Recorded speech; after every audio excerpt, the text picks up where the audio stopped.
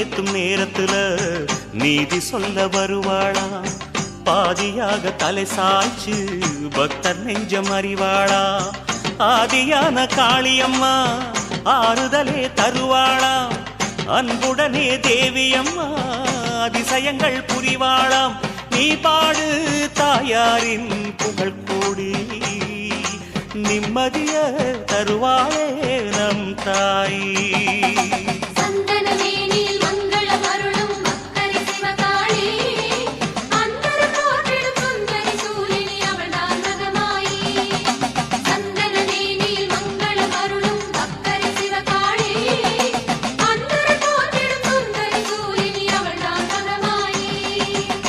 வக்ரகாளியம்மனுக்கு பௌர்ணமியில் பூசையம்மா, நட்ட நடு ராத்திரியில் பக்தியுடன் பூசையம்மா.